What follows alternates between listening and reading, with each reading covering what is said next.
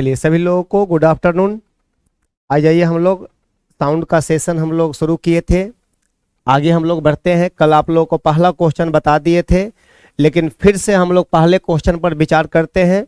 कल की बात थी वो, आज की बात हम लोग सारे क्वेश्चन को डील करते हुए आगे बढ़ेंगे। साउंड के आगे की ओर हम लोग ले जाएंगे कि साउंड में आगे हमें क्या पढ़ना है। पहले इसके पहले क्वेश्चन ये देखेंगे, जितना हम लोग पढ़े थे उससे रिलेटेड क्वेश्चन ही दिया गया है।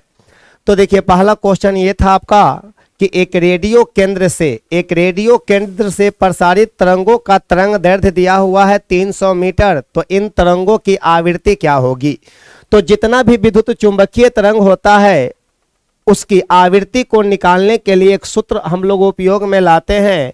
सबसे पहली बात तो ये जान लीजिए कि विद्युत चुंबकीय तरंग की चाल जो होता है C बराबर होता है न्यू लैम्डा होता है।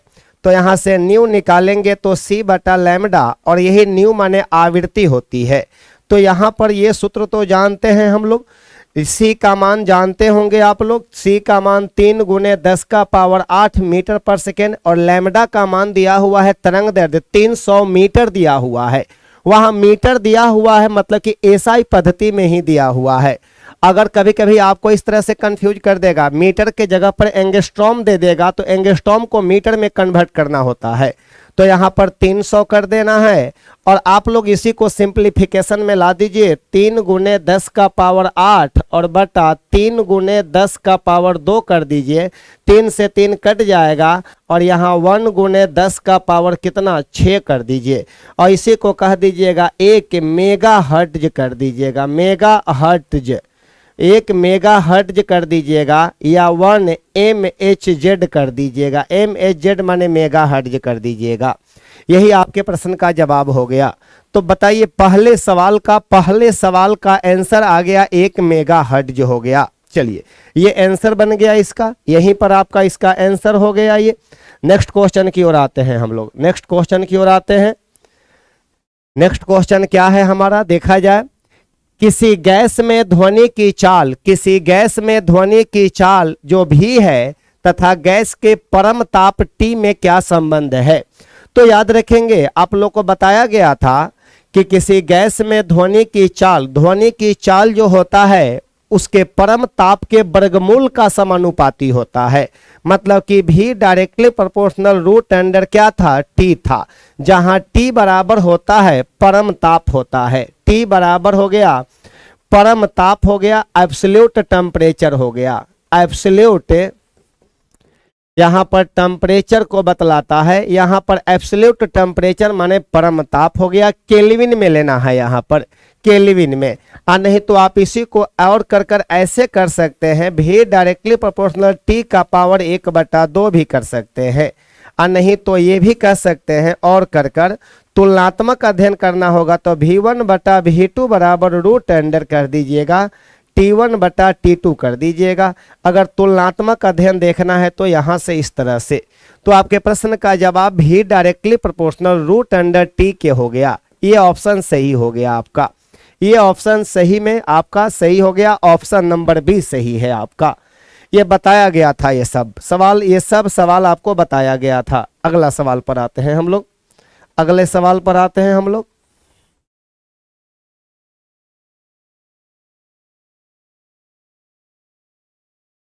अगला सवाल दिया हुआ है, यहां देखिएगा। वायु का ताप 1 डिग्री सेल्सियस, यस, वायु का ताप 1 डिग्री सेल्सियस बढ़ाने पर उसमें ध्वनि का वेग बढ़ जाता है। हम बताए हैं कि प्रति डिग्री सेल्सियस तापमान के बढ़ने से 1 डिग्री सेल्सियस तापमान के बढ़ने से ध्वनि की चाल 0.61 मीटर पर सेकेंड, या इसी को कह दीजिएगा 61 सेंटीमीटर पर सेकेंड के वेग से बढ़ जाती है। यह सही बात है। प्रति डिग्री सेल्सियस तापमान के बढ़ने से ध्वनि का वेग जो होता है, ध्वनि का चाल जो होता है 0.61 मीटर पर सेकेंड या 61 सेंटीमीटर पर सेकेंड के वेग से बढ़ जाता है। आपके प्रश्न का आंसर ऑप्शन नंबर 1 हो जाएगा। यस, ऑप्शन नंबर 1 हो जाएगा। अगला सवाल पर आते हैं हम लोग। अगले सवाल पर आ जाते हैं। अगला सवाल है कि 0 डिग्री सेल्सियस तथा 1092 केल्विन पर ध्वनि की चालों का अनुपात क्या होगा। इसके पहले जो हम लोग ध्वनि की चाल में और परम ताप में कैसा संबंध था, उसी संबंध से यहाँ क्वेश्चन दिया हुआ है। ये देखिएगा T1 का मान दे दिया गया है 0 डिग्री सेल्सियस, तो इसको केल्विन में बदलिएगा। 0 + 273 बराबर कहिएगा 273 केल्विन कहिएगा, ये परम ताप में हो गया। और T2 का मान दिया हुआ है केल्विन में ही 1092 केल्विन दिया हुआ है। तो कह रहा है कि आपका दोनों टेम्परेचर पर इसकी चालों का अनुपात क्या होगा, तो यही वाला सूत्र लगा देना है। V1/V2 बराबर रूट अंडर कर दीजिएगा, यहाँ पर T1/T2 कर दीजिएगा, यहीं से बना देना है इसको, इसी सूत्र से हम लोग निकालेंगे इसको। अब यहाँ पर देखिए, तो यहाँ पर V1/V2 बराबर यहाँ रूट अंडर T1 के जगह पर लिख देंगे 200 कितना 73 और बटा यहाँ पर 1092 कर दीजिएगा, यहीं पर काट दीजिए इसको। कितने बार में कटेगा, तो कह दीजिएगा ये 4 बार में कटेगा, ये 4 बार में कटेगा, तो ये कह दीजिएगा 1/2 माने 1:2 कर दीजिएगा। ध्वनि की चालों का अनुपात 1:2 हो जाएगा। यस, ऑप्शन नंबर बी हो जाएगा 1:2। 1:2 देखिए इसको काट दिया गया, 273 को हम लोग 1092 से डिवाइड किया गया है, तो यहाँ पर 4 बार में कट गया ये। चलिए हो गया आंसर आपका प्रश्न का जवाब, यहाँ पर 1:2 आंसर हो गया ये। अगला सवाल पर आ जाते हैं। अगला सवाल आपका इस तरह से दिया हुआ है, ध्वनि उत्पन्न होती है। आपको बताया गया है कि ध्वनि का प्रत्येक स्रोत कंपित करती हुई वस्तु है। जब तक किसी वस्तु में कंपन नहीं होता है, वाइब्रेशन नहीं होता है, तब तक वहां से ध्वनि की उत्पत्ति नहीं होती है। तभी तो हम लोग कहते हैं कि ध्वनि का प्रत्येक स्रोत कंपित करती हुई वस्तु है। यहां पर हम लिख दे रहे हैं ध्वनि का प्रत्येक स्रोत ध्वनि का प्रत्येक स्रोत कंपित करती हुई वस्तु है। स्रोत कंपित करती हुई वस्तु है। ध्वनि का प्रत्येक स्रोत कंपित करती हुई वस्तु है, मतलब कि जिस वस्तु में कंपन होता है, जब वस्तु में कंपन होता है तभी वहां से ध्वनि की उत्पत्ति होती है।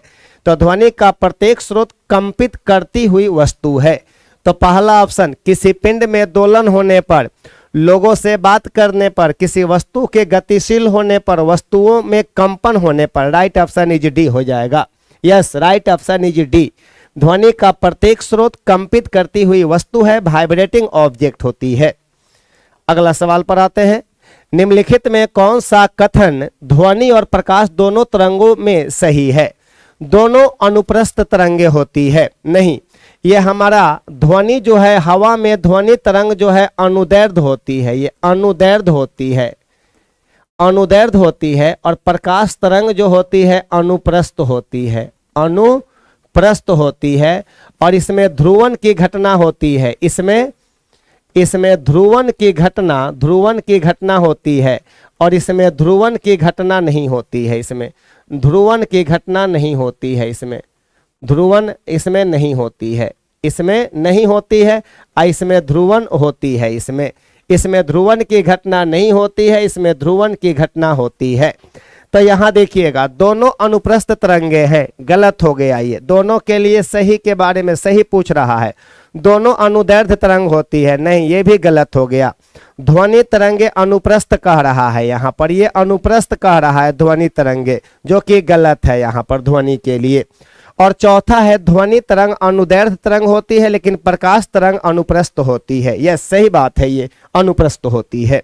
अगला सवाल की ओर आ जाते हैं हम लोग। अगला है ध्वनि गमन नहीं कर सकती है।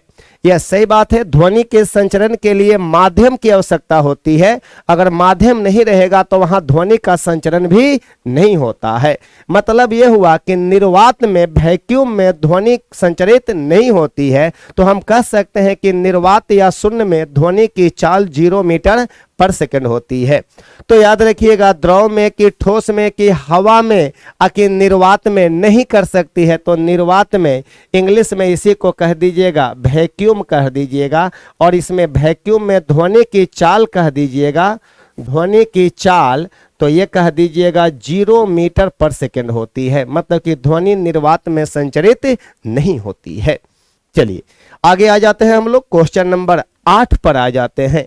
क्वेश्चन नंबर 8 पर देखिए, न्यूटन द्वारा दी गई ध्वनि की चाल के सूत्र में, न्यूटन द्वारा दी गई ध्वनि की चाल, तो न्यूटन साहब जो ध्वनि का चाल प्राप्त किए थे वो चाल मिला था 280 मीटर पर सेकेंड, लगभग वैल्यू मिला था, जो कि प्रायोगिक मान से बहुत कम था, जो कि प्रायोगिक मान से बहुत कम था। उनकी इस गलती को सुधारने का काम महान वैज्ञानिक लैपलस ने किया था, लैपलस साहब ने किया था।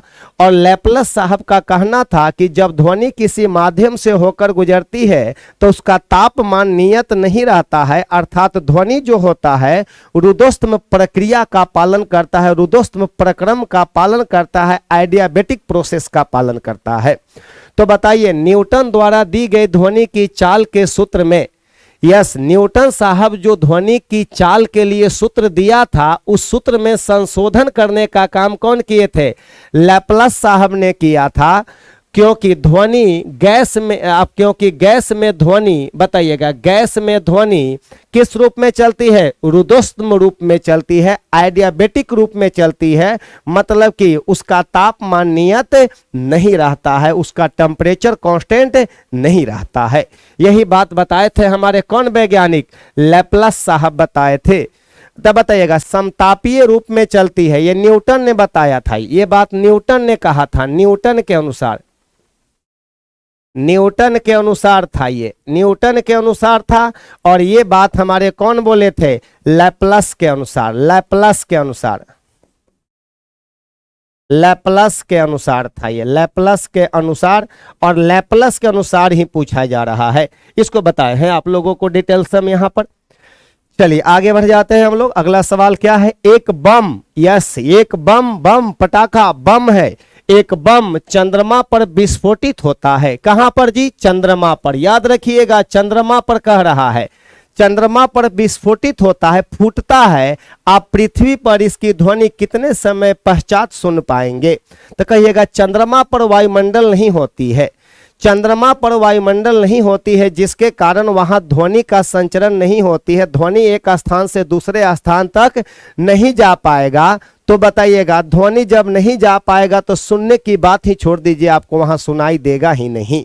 तो क्यों चंद्रमा पर वायुमंडल नहीं होती है? इसलिए कि चंद्रमा के लिए पलायन वेग का मान कम होता है, एस्केप वेलोसिटी का मान कम होता है, जो कि 2.37 किलोमीटर पर सेकेंड होता है, जो पृथ्वी के रेस्पेक्ट में बहुत ही कम है, जो कि पृथ्वी पर 11.2 किलोमीटर पर सेकेंड होती है, जिसके कारण पृथ्वी पर वायुमंडल है लेकिन चंद्रमा पर वायुमंडल नहीं है।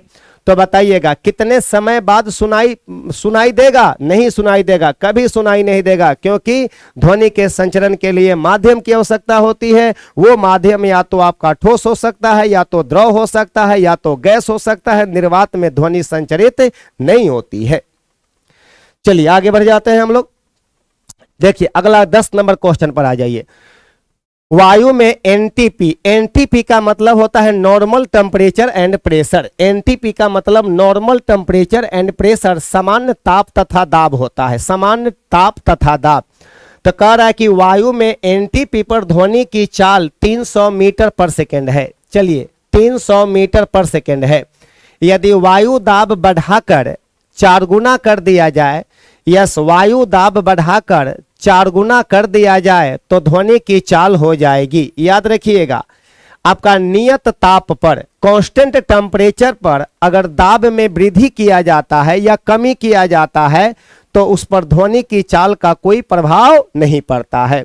तो याद रखिएगा, ध्वनि की चाल को दाब से कोई मतलब नहीं है, उसको दाब से कोई लेना देना नहीं है, बशर्ते कि टेम्परेचर क्या होना चाहिए? कांस्टेंट होना चाहिए। तो यहाँ पर कांस्टेंट टेम्परेचर दे दिया है। वायु में एनटीपी माने कि नॉर्मल टेम्परेचर एंड प्रेशर पर ध्वनि की चाल इतना है, तो वायु दाब बढ़ाकर 4 गुना कर दिया जाए, तो वायु दाब बढ़ाकर 4 गुना कर दीजिए, 5 गुना कर दीजिए, 10 गुना कर दीजिए, कितना हो गुना कर दीजिएगा, तो बताइएगा वहां पर ध्वनि की चाल पर कोई प्रभाव नहीं पड़ पाएगा। तो वही रहेगा कितना? 300 मीटर पर सेकेंड ही रहेगा। चलिए आंसर हो गया यहाँ पर। अगला हम लोग आ जाते हैं नेक्स्ट क्वेश्चन की ओर आते हैं। ध्वनि तीव्रतम फास्टेस्ट चलती है, बताइएगा ध्वनि की चाल सबसे ज्यादा, याद रखिएगा ध्वनि की चाल अगर कह दिया जाए, स्पीड ऑफ साउंड कह दिया जाए तो सबसे ज्यादा होता है ठोस में, उससे कम होता है द्रव में और सबसे कम होता है गैस में। लेकिन अगर पूछ दिया जाए कि निर्वात में कितना, तो 0 मीटर पर सेकेंड। तो फास्टेस्ट चलती है वायु में, जल में, निर्वात में, स्टील में। तो बताइएगा सबसे ज्यादा ठोस में, तो इसमें ठोस कौन है, तो कहिएगा सर स्टील है। ठोस तो यहाँ स्टील है, इसलिए स्टील में ध्वनि सबसे फास्टेस्ट चलेगी, सबसे तीव्रतम चलेगी। चलिए आगे बढ़ जाते हैं, हम लोग आगे बढ़ जाते हैं। अब क्वेश्चन नहीं है हमारा, अब हमारा क्वेश्चन नहीं है, हम लोग कल वाले थ्योरी को आगे बढ़ाते हैं। कल वाले थ्योरी को हम लोग आगे बढ़ाते हैं। और कल हम लोग ने ये देखा था कि तरंग के बारे में देख रहे थे, माध्यम तरंग के बारे में देख रहे थे, वेव के बारे में देख रहे थे। तरंग एक प्रकार का विक्षोभ है, तरंग एक प्रकार का विक्षोभ है जिसमें माध्यम का कण अपने ही जगह पर ऊपर नीचे या आगे पीछे की दिशा में दोलन करती है, कंपन करती है। और याद रखिएगा तरंग वेग जो होता है आपका, तरंग गति में जो वेग होता है नियत होती है। तरंग गति में वेग नियत होता है, तरंग गति में विक्षोभ का वेग जो होता है नियत होता है। एक हम पॉइंट लिख दे रहे हैं, तरंग गति में विक्षोभ का वेग नियत होता है। नियत माने कांस्टेंट होता है, कांस्टेंट होता है। एक क्वेश्चन हम दे रहे हैं, कल वाला आप लोग को थ्योरी याद रहेगा, यहां कल वाला थ्योरी आपको याद रहेगा।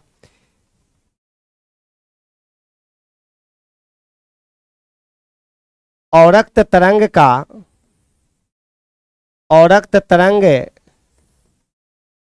तरंग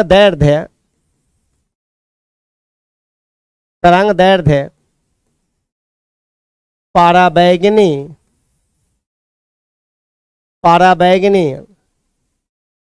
तरंग से डैश डैश होती है। औरक्त तरंग का तरंग दैर्ध्य पराबैंगनी तरंग से क्या होती है, आपको कल बताया गया था, आप लोगों को कल ही बताया गया था। यहां पर आंसर देखना है, RMIV/UXG ये बताया गया था। इधर से इधर आते हैं तो तरंग दैर्ध्य बताइएगा बढ़ता है कि घटता है, तो कहिएगा कि सर ये तो तरंग दैर्ध्य का घटते क्रम होता है। तो कहिएगा तरंग दैर्ध्य माने लैम्डा का घटते क्रम होता है, ये घटते क्रम, ये तरंग दैर्ध्य का घटते क्रम होता है। तो कह रहा है कि औरक्त का माने क्या, यहाँ पर इंफ्रा वेव होता है, इंफ्रा INFRA इंफ्रा वेव की बात किया जाए तो औरक्त तरंग का तरंग दैर्ध्य यहाँ पर यही होता है पाराबैंगनी, अल्ट्रावायलेट। तो कह रहा है कि औरक्त तरंग का तरंग दैर्ध्य पराबैंगनी तरंग से, तो ये बताइएगा औरक्त यहाँ पर है, पराबैंगनी यहाँ है, तो औरक्त तरंग का तरंग दैर्ध्य जो होता है पराबैंगनी से ज्यादा होता है, औरक्त का पराबैंगनी से अधिक होता है। अधिक आंसर कर दीजिएगा, अधिक होता है, अधिक आंसर हो गया अधिक। तो यहां से बहुत तरह का क्वेश्चन आता है, आप लोग बना दीजिएगा। ये जो हमारा दृश्य प्रकाश है, दृश्य प्रकाश को भी हम लोग कितने भागों में बांट देंगे, हम लोग दृश्य प्रकाश को भी 7 भागों में बांट देंगे, VIBG और VIBGYOR। एक और सवाल दे रहे हैं, आप इसको भी बना दीजिएगा।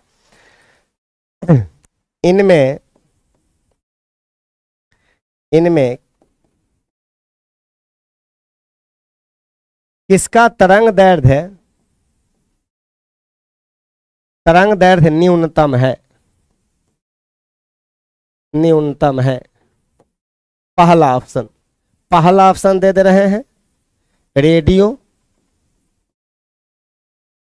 तरंग, दूसरा ऑप्शन कह दे रहे हैं पाराबैंगनी, तीसरा नंबर कर दे रहे हैं सूक्ष्म,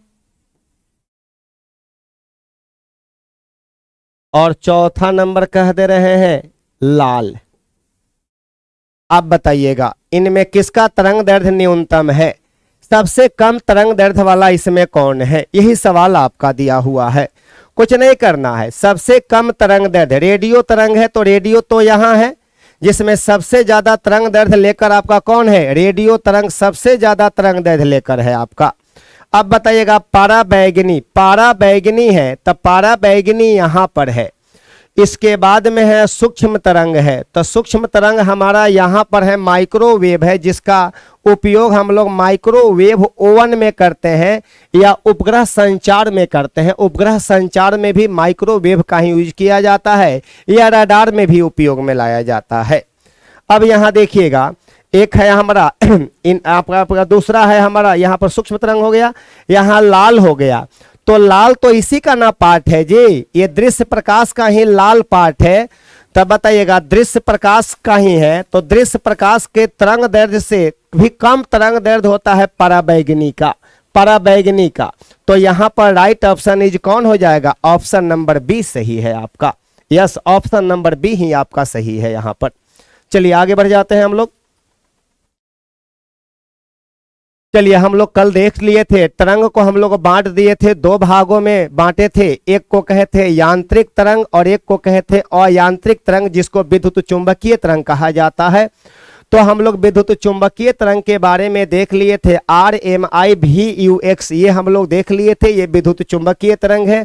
जितना भी विद्युत चुंबकीय तरंग होती है उस सब की चाल प्रकाश की चाल के समान होती है। जितना भी विद्युत चुंबकीय तरंग है वो न्यूट्रल होता है, उदासीन होता है। अब अगर कह दिया जाए इनमें कौन आपका इनमें कौन विद्युत चुंबकीय तरंग का एक उदाहरण है, इनमें कौन विद्युत चुंबकीय तरंग का एक उदाहरण है, तो इस तरह का तरंग भी मेंशन किया हुआ रहेगा, तो आप लोग वहां पर भी इसको सोल्व कर सकते हैं।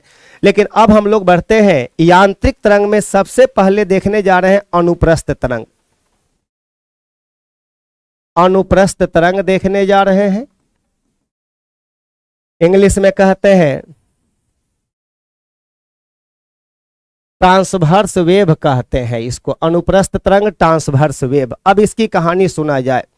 अनुप्रस्थ तरंग क्या है, एक चीज देखिए, इसमें माध्यम का कण जो होता है ना, इसमें माध्यम का कण जो होता है तरंग गति की दिशा के, तरंग गति की दिशा के लंबवत दोलन करती है, परपेंडिकुलर। अगर तरंग गति ऐसे है तो माध्यम का कण तरंग गति की दिशा के लंबवत दोलन करेगी, लंबवत। अगर ऊपर जाएगा तो ये तरंग गति की दिशा है, इसके लंबवत दोलन करेगी। देखिए ये जब लंबवत दोलन करती है तो ये श्रृंग और गर्त का निर्माण करती है। सही बात है, अनुप्रस्थ तरंग जो होता है श्रृंग और गर्त के रूप में उत्पन्न होती है, क्रिस्ट और ट्रॉट के रूप में उत्पन्न होती है। अगर कहा जाए तो ये ठोस और द्रव की सतहों पर उत्पन्न होता है, गैस में ये उत्पन्न नहीं होता है। तो ये केवल ठोस और द्रव की सतहों पर उत्पन्न होती है, जिसका नाम ट्रांसवर्स वेव है। तो हम यहां लिखने जा रहे हैं एक पॉइंट, इसमें माध्यम का कण, इसमें माध्यम का कण तरंग गति की दिशा के, यही मेन पॉइंट है, तरंग गति की दिशा के लंबवत परपेंडिकुलर दोलन करती है, दोलन करती है। यह सही बात है, इसमें माध्यम का कण तरंग गति की दिशा के, तरंग गति की दिशा के परपेंडिकुलर दोलन करती है। यह श्रृंग कहें या चाहे इसी को शीर्ष कहा जाए, इसी को क्रेस्ट कहा जाता है। यह श्रृंग तथा गर्त के रूप में, गर्त के रूप में उत्पन्न होती है, उत्पन्न होती है। और ये बताएंगे कि ये श्रृंग और गर्त क्या होता है, हम फिगर के माध्यम से बताएंगे। यह श्रृंग और गर्त के रूप में उत्पन्न होती है। यह अगला पॉइंट, यह ठोस तथा द्रव की सतहों पर उत्पन्न होती है, उत्पन्न होती है। यह ठोस तथा द्रव की सतहों पर उत्पन्न होती है। जैसे एग्जाम्पल के रूप में दिया जाए तो तनी हुई रस्सी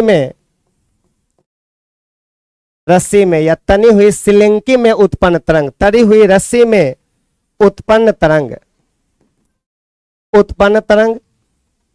पानी की सतह पर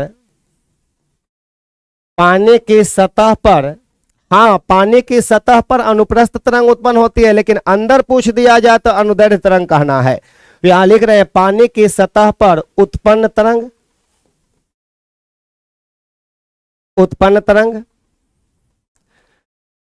फिर लिखेगा जितना भी विद्युत चुंबकीय तरंग है वो सब का सब अनुप्रस्थ तरंग होती है। सभी विद्युत चुंबकीय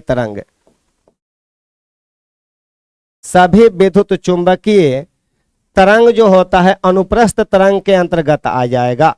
तो याद रखिएगा तनी हुई रस्सी में उत्पन्न तरंग जो होता है अनुप्रस्थ होता है, पानी की सतह पर उत्पन्न तरंग अनुप्रस्थ होता है, लेकिन पानी के अंदर पूछ दिया जाए तो अनुदैर्ध्य तरंग कहना है। ये यहां से बारीक क्वेश्चन पूछा जाता है। सभी विद्युत चुंबकीय तरंग, जितना भी विद्युत चुंबकीय तरंग है, आप लोगों को कल विद्युत चुंबकीय तरंग के बारे में बताए थे, आर एम आई भी यू एक्स जी, ये सब का सब इलेक्ट्रोमैग्नेटिक वेव है, विद्युत चुंबकीय तरंग है। और जितने भी विद्युत चुंबकीय तरंग है उस सब की प्राकृति अनुप्रस्थ होती है। अब यहां देखिएगा अब यहां देखा जाए, हम इस चीज को समझा रहे हैं, जरा इस पर ध्यान दीजिएगा आप लोग। यहां पर एक रस्सी हो गया, ये आपका एक हमारा रिजिड तिथि हो गया, कोई भी हमारा रिजिड बॉडी हो गया, और इसमें एक रस्सी को सीधा बांध दिया गया है इस तरह से। अब यहां देखिए, यहां का माध्यम का कण ऊपर गया, यहां वाला ऊपर गया, यहां वाला ऊपर गया, फिर ये ऊपर से कहां आ रहा है,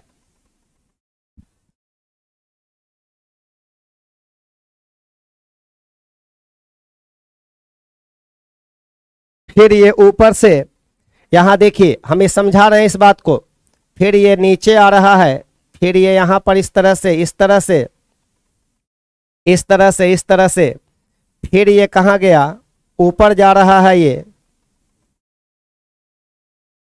फिर ये नीचे आने लगा। अब यहां देखिएगा, यहां से माध्यम का कण यहां से चलना शुरू किया, माध्यम का कण जो है यहां से आपका चलना शुरू किया, यहां से चलना शुरू किया, ऐसे ऐसे ऐसे ऐसे चलते चलते चलते चलते, फिर यहां से ऐसे, इस तरह से, इस तरह से, इस तरह से, इस तरह से, इस तरह से, इस तरह से। तो अब बताइएगा, तरंग गति की दिशा ऐसे है, ये तरंग गति की दिशा हो गया, ये हो गया तरंग गति की दिशा हो गया, ये वाला जो लाइन है तरंग गति की दिशा है। और इसमें माध्यम का ये कण है, ये वाला जो कण है यही अपना ऊपर गया, ऊपर गया, तो तरंग गति की दिशा के लंबवत दोलन करता है कि आगे पीछे कर रहा है, तो कहिएगा कि सर लंबवत दोलन करता है। और सही बात है, जब ये लंबवत दोलन करेगा तो ऊपर वाले को कहते हैं श्रृंग कहते हैं, और नीचे वाले को गर्त कहा जाता है। फिर यहाँ पर श्रृंग बना और फिर नीचे बनेगा क्या, गर्त, फिर ऊपर बनेगा श्रृंग तो नीचे बनेगा क्या, गर्त बनेगा। तो इसमें माध्यम का कण तरंग गति की दिशा के, यहाँ बात लिखे हैं, तरंग गति की दिशा के लंबवत दोलन करती है, और जब लंबवत दोलन करती है तो ये श्रृंग और गर्त का निर्माण करती है। और याद रखिएगा, माध्यम का कौन सा कण सबसे ज्यादा दूरी को कवर किया है, तो जो माध्यम का कण सबसे ज्यादा दूरी तय करता है उसी को आयाम कहते हैं, एम्पलीट्यूड कहा जाता है। तो माध्यम के कण का अधिकतम विस्थापन ही आयाम कहलाता है, एम्पलीट्यूड कहलाता है। तो यहां से यहां तक ये अधिकतम विस्थापन, तो ये आयाम हुआ, एगो ये आयाम हुआ, एगो यहां पर आयाम हुआ। इसी बात को हम नेक्स्ट पेज में लेने जा रहे हैं, स्पष्ट रूप से बता रहे हैं। यहां पर अब नेक्स्ट पेज में हम लोग आ जा रहे हैं। देखिए यहां पर, यहां इस तरह से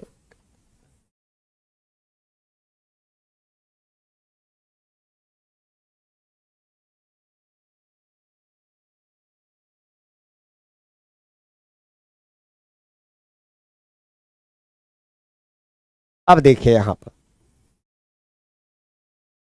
ऊपर वाले को कहते हैं हम लोग श्रृंग कहते हैं, श्रृंग कहते हैं। नीचे वाले को गर्त कहा जाता है।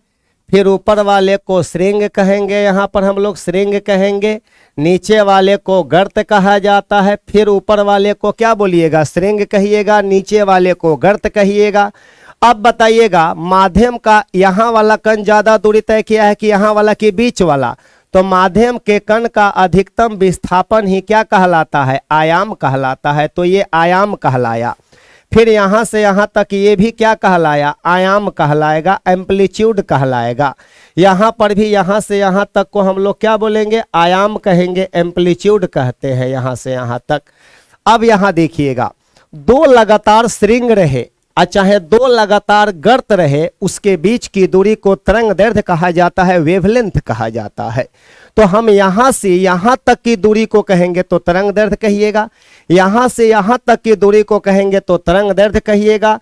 लेकिन अगर कह दिया जाए कि एक श्रृंग, आपका एक श्रृंग और एक गर्त के बीच की दूरी को क्या कहिएगा, तो कहिएगा तरंग दैर्ध्य का आधा होता है। कभी कभी ऐसा दे देता है कि एक श्रृंग और एक गर्त के बीच का डिस्टेंस दे देगा और तरंग दैर्ध्य पूछेगा, तो जब ये यहां से यहां तक दे देगा तो इसी में दो से हम लोग क्या कर देंगे, गुना कर देंगे, तो यहां पर इसका तरंग दैर्ध्य मिल जाएगा। अब यहां देखिए, यहां से यहां तक की दूरी को हम लोग तरंग दैर्ध्य कहते हैं। तो इस बात को हम यहां लिख दे रहे हैं, यहां पर समझिए। अब इस बात को फिर यहां पर हम लिख दे रहे हैं, यहां पर इस तरह से हो गया, ये श्रृंग हो गया, गर्त हो गया, इस तरह से हो गया, इस तरह से। अब देखिए यहां पर, यहां से यहां तक को कहिएगा लैम्डा कहिएगा, ये लैम्डा हो गया। फिर यहां से यहां तक की ये दूरी को क्या बोलिएगा, यहां से यहां तक को क्या कहिएगा, लैम्डा कहिएगा। यहां से यहां तक की दूरी को लैम्डा कहेंगे। लेकिन याद रखेंगे, दो गो श्रृंग के बीच में एक गर्त होता है, या दो गो गर्त के बीच में, दो गो गर्त के बीच में एगो श्रृंग होता है। दो श्रृंग के बीच में एक गर्त होता है, या दो गर्त के बीच में एक क्या होता है, श्रृंग होती है। अब यहां पर देखिए, कभी कभी यहां से यहां तक का डिस्टेंस पूछेगा आपसे, कभी कभी यहां से यहां तक का डिस्टेंस पूछेगा, तो ये लैम्डा बटा 2 कर दीजिएगा। यहां से यहां तक के डिस्टेंस को लैम्डा बटा क्या कहिएगा, 2 कर दीजिएगा, लैम्डा बटा 2। और फिर यहां से यहां तक की दूरी को लैम्डा बटा क्या कर दीजिएगा, 2 कर दीजिएगा। यहां से यहां तक की दूरी को लैम्डा बटा 2 कर दीजिएगा, यहां से यहां तक की दूरी को। तो यहां से यहां तक की दूरी को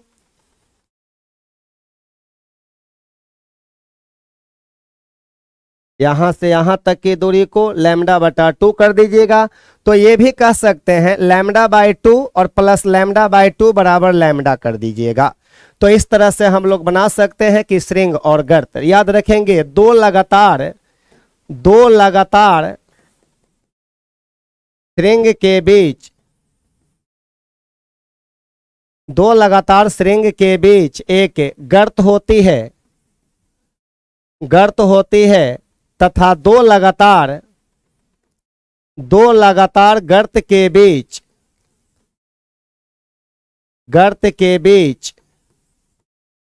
एक श्रृंग होती है।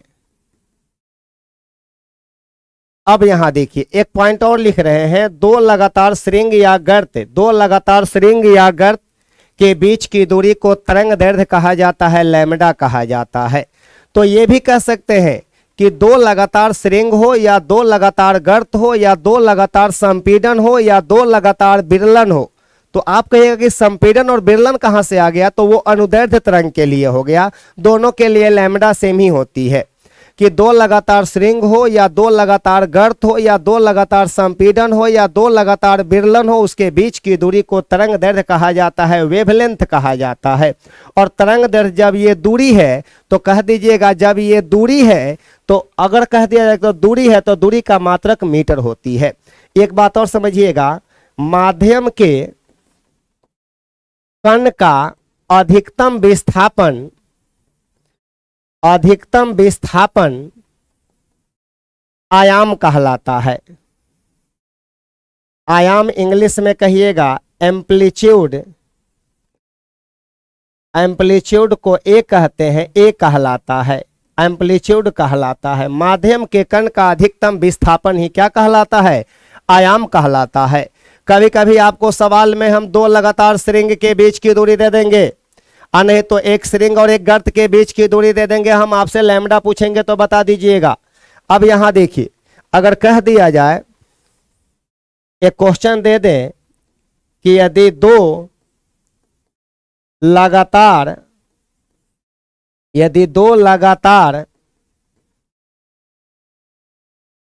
श्रृंगों के बीच की दूरी 10 सेंटीमीटर है तो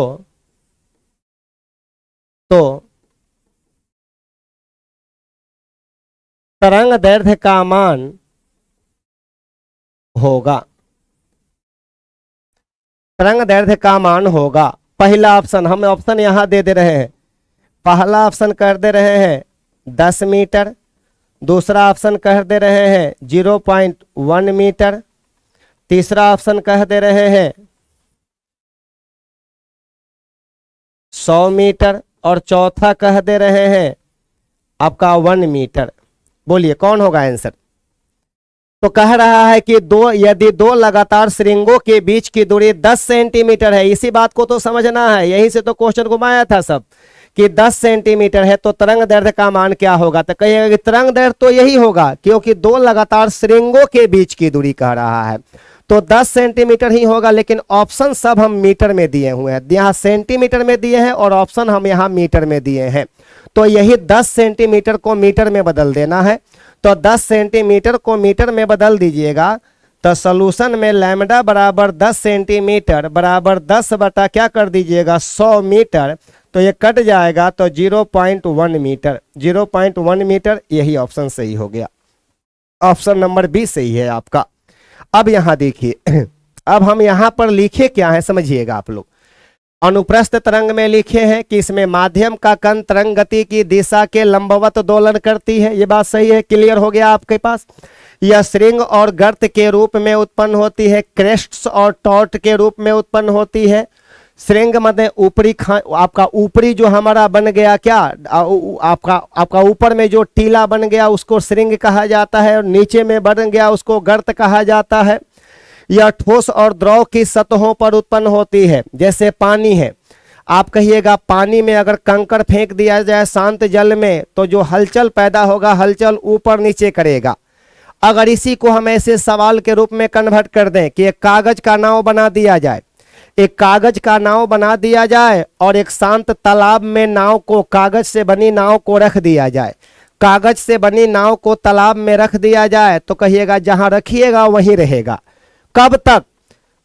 जब तक उसमें कंपन पैदा नहीं किया जाए। तो बताइएगा कागज की बनी नाव को अगर शांत जल में रख दिया जाए तो वहीं रहेगा, लेकिन पहले शांत जल में एगो कंकड़ फेंक दीजिए, एक कंकड़ फेंक दीजिए, उसको डिस्टर्ब कर दीजिए, तब कंकड़ फेंक दीजिएगा तो उसमें हलचल पैदा होगा, ऊपर नीचे करेगा, तो वही ना श्रृंग और क्या होता है, गर्त होती है। वही आपका श्रृंग और गर्त होता है। और उसमें जब कागज की बनी नाव को रखिएगा तो नाव जो है अपने ही जगह पर ऊपर नीचे करेगा कि आगे बढ़ेगा कि पीछे बढ़ेगा, कि आगे पीछे करेगा कि ऊपर नीचे करेगा। तो कहना है सही जवाब कि तरंग गति में माध्यम का कण अपने ही जगह पर ऊपर नीचे, तरंग गति में माध्यम का कण अपने ही जगह पर ऊपर नीचे या आगे पीछे की दिशा में कंपन करती है। लेकिन यहाँ अनुप्रस्थ तरंग है, अनुप्रस्थ तरंग में माध्यम का कण तरंग गति की दिशा के लंबवत दोलन करेगी, तो नाव वहीं पर रहेगा, ऊपर नीचे करेगा, आगे दूरी कवर नहीं कर पाएगा। तो याद रखिएगा आगे नाव नहीं जाएगा, अपने ही जगह पर क्या करेगा, ऊपर नीचे करेगा, क्योंकि इसमें माध्यम का कण तरंग गति की दिशा के लंबवत दोलन करती है। चलिए आगे बढ़ जाते हैं हम लोग इसी में।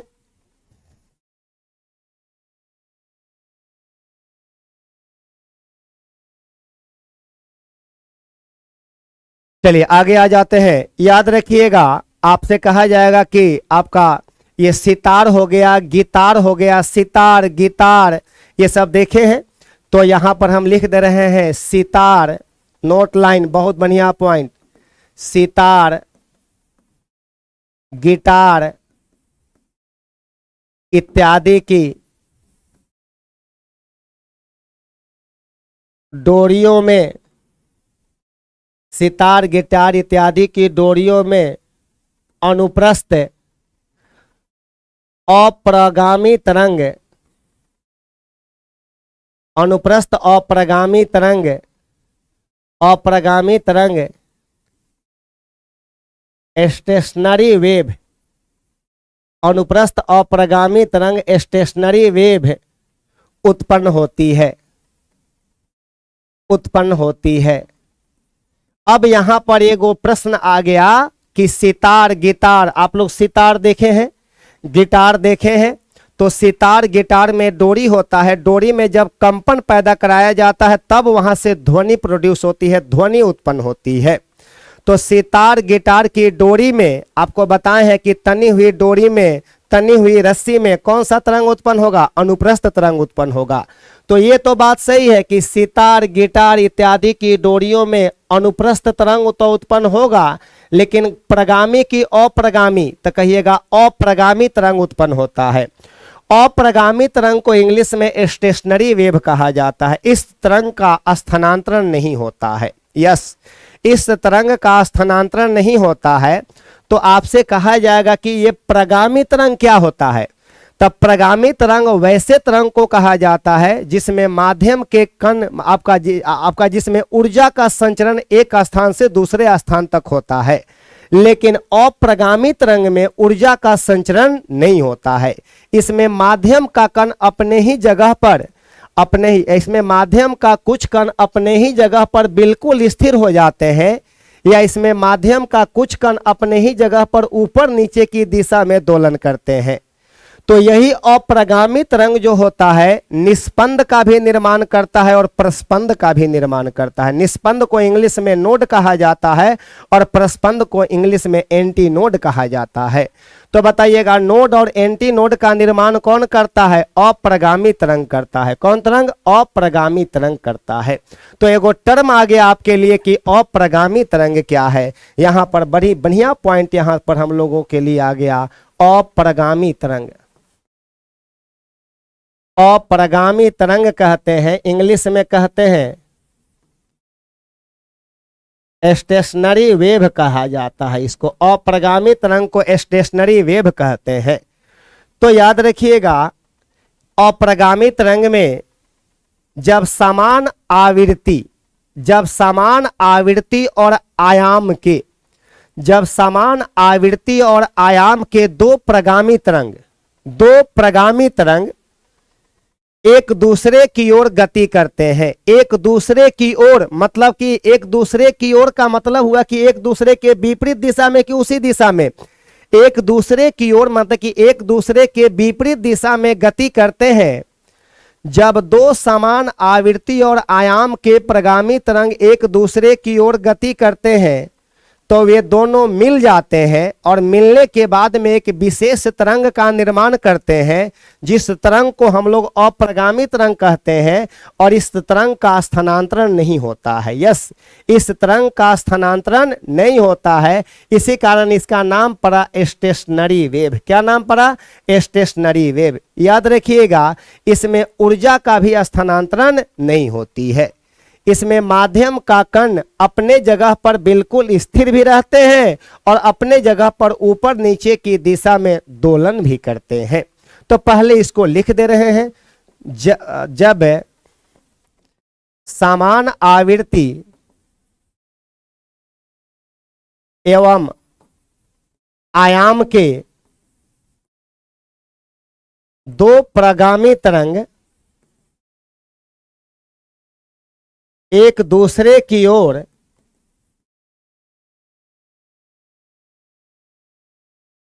गति करते हैं, जब समान आवृत्ति एवं आयाम के दो प्रगामी तरंग, यस, दो प्रगामी तरंग एक दूसरे की ओर, एक दूसरे की ओर मतलब कि एक दूसरे के विपरीत दिशा में भी लिख सकते थे, गति करते हैं, तो वे परस्पर मिलकर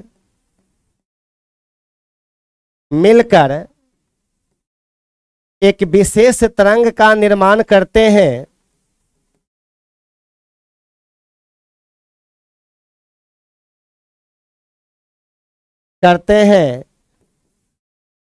जिसका जिसका स्थानांतरण संभव नहीं है, जिसका स्थानांतरण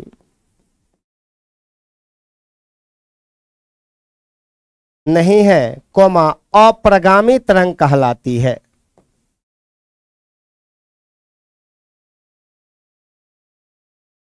अप्रगामी तरंग कहलाती है, सही बात है, अप्रगामी तरंग कहलाती है।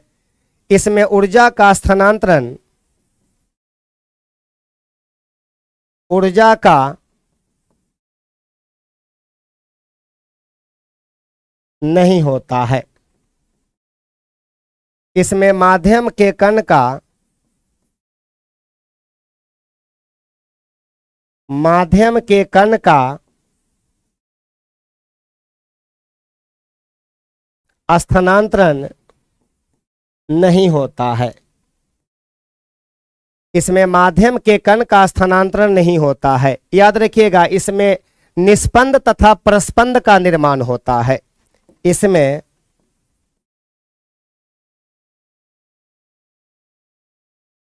निस्पंद नोड तथा प्रस्पंद माने एंटी नोड का निर्माण होता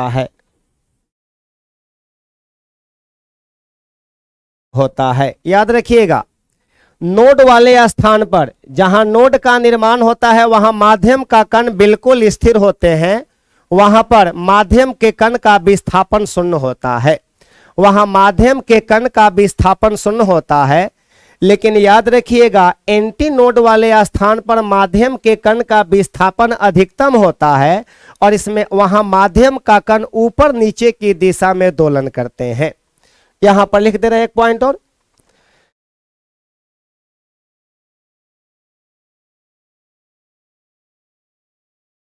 नोड वाले स्थान पर, नोड वाले स्थान पर माध्यम का कण बिल्कुल स्थिर रहते हैं, अतः वहां विस्थापन बराबर शून्य। नोड वाले स्थान पर माध्यम का कण बिल्कुल स्थिर रहते हैं, अतः वहां विस्थापन शून्य होता है, विस्थापन 0 होता है। याद रखिएगा, नोड वाले स्थान पर माध्यम का कण बिल्कुल स्थिर रहते हैं, अतः वहां विस्थापन शून्य होती है। याद रखिएगा, एंटी नोड वाले स्थान पर माध्यम के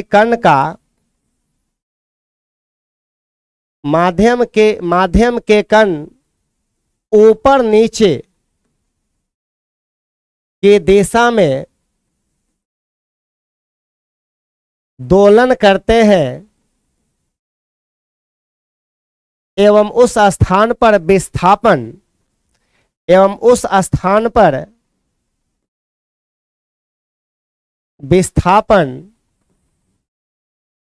अधिकतम होता है,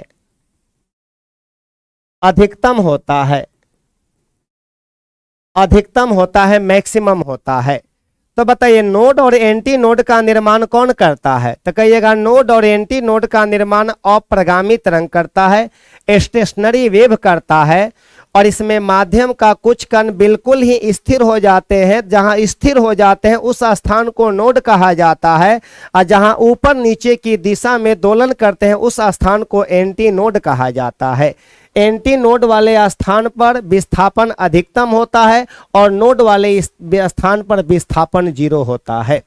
अब एगो नोड का निर्माण हुआ, एगो एंटी नोड का निर्माण हुआ। याद रखिएगा, अब यहां पर याद रखेंगे, दो लगातार नोड रहे, माने कि दोनों सेम चीज रहे, दो लगातार नोड रहे या दो लगातार एंटी नोड रहे, दो लगातार नोड चाहे दो लगातार एंटी नोड, माने सेम चीज। जब सेम चीज दो लगातार रहेगा तो उसके बीच की दूरी λ/2 होती है, उसके बीच की दूरी λ/2। लेकिन अगर एगो नोड रहेगा, इसके बाद एगो एंटी नोड रहेगा, तो लेमडा बाई 4 होगा दोनों के बीच का डिस्टेंस। तो ए हो गया नोड, इसके बाद हो गया क्या, एंटी नोड, तो लेमडा बाई 4 डिस्टेंस, और यहां पर एंटी नोड और इसके बाद नोड, तो यहां पर भी लेमडा बाई 4 डिस्टेंस। तो याद रखिएगा अलग अलग रहेगा तो दूरी लेमडा बाई 4, अगर सेम रहेगा तो लेमडा बाई 2। तो अब हम यहां कह रहे हैं, यहां पर याद रखिएगा अगर नोड नोड रहेगा, अगर नोड नोड रहेगा तो लेमडा बाई 2 याद रखेंगे ये। अगर एंटी नोड और एंटी नोड रहेगा, एन माने एंटी नोड और एंटी नोड रहेगा लगातार, तो ये भी लेमडा बाई 2। और अगर ए रहेगा, एगो नोड रहेगा और एगो एंटी नोड रहेगा, तो इसके बीच लेमडा बाई 4। और नहीं तो अगर ये रहेगा, एंटी नोड रहेगा और नोड रहेगा, तो ये भी लेमडा बाई 4 हो जाएगा। तो इससे साबित होता है कि दो लगातार नोड रहे, दो लगातार नोड रहे या दो लगातार एंटी नोड रहे, उसके बीच की दूरी लेमडा बाई 2 होती है। और नहीं तो नोड और इसके बाद वाले एंटी नोड या एंटी नोड या इसके बाद वाले नोड के बीच की दूरी लेमडा बाई 4 होती है।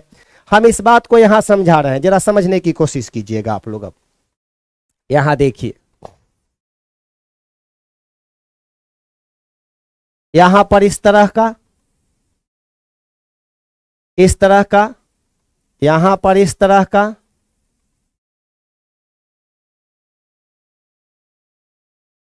देखिए यहां पर माध्यम का कण बिल्कुल स्थिर है, यहां माध्यम का कण बिल्कुल स्थिर है, तो यहां निर्माण होगा नोड का, क्या चीज का, नोड का निर्माण होगा। यहां पर अधिकतम विस्थापन कहां हो रहा है, यहां पर कि यहां पर कि यहां पर, तो जहां मैक्सिमम विस्थापन होगा वहां एंटी नोड का निर्माण होगा, तो ये एन हो गया। फिर यहां पर बताइए विस्थापन 0, तो यहां पर नोड का निर्माण होगा। फिर यहां पर एंटी नोड का निर्माण होगा, फिर यहां पर नोड का निर्माण होगा, फिर यहां पर एंटी नोड का निर्माण होगा, फिर यहां पर नोड का निर्माण होगा। यही ना है कहानी आपका। अब इस कहानी को यहां समझिए आप लोग। ये देखिए ये नोड है, इसके बाद एंटी नोड यहां है, तो बताइएगा यहां से यहां तक की दूरी को कहिएगा लेमडा बाई 4 कह दीजिएगा। ये लेमडा बाई 4 यहां से यहां तक की डिस्टेंस हो गया। फिर ये एंटी नोड है और यहां नोड है, तो यहां से यहां तक की दूरी को क्या बोलिएगा, फिर लेमडा बाई 4 कर दीजिएगा। लेकिन अब बताइएगा यहां से डायरेक्ट अगर यहां आते हैं तो यहां से यहां तक की दूरी लेमडा बाई क्या है, 2 है। तो लेमडा बाई 2 का मतलब होता है कि लेमडा बाई 4 और प्लस फिर लेमडा बाई 4, तो lambda by 4 plus lambda by 4 माने लेमडा बाई 2 हो गया। तो वही तो बात हमने लिखा है यहां पर महाशय, देखिए आप लोग कि नोड और नोड रहेगा, तो याद रखिएगा ये नोड है और एगो यहां नोड है, तो लेमडा बाई 2।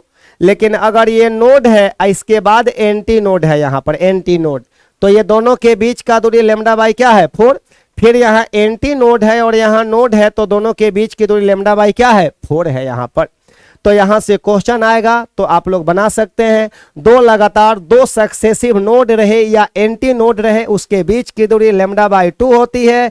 और अगर एक नोड रहेगा उसके बाद एंटी नोड रहेगा तो उसके बीच की दूरी लेमडा बाई 4 होती है। एक छोटा सा हम क्वेश्चन देने जा रहे हैं, जरा उसको सोल्व कर दीजिएगा। आप लोग लिख रहे हैं, यदि दो लगातार नोड के बीच की दूरी की दूरी 60 सेंटीमीटर हो तो तरंग दैर्ध्य का मान, वेवलेंथ का मान क्या होगा? क्या होगा,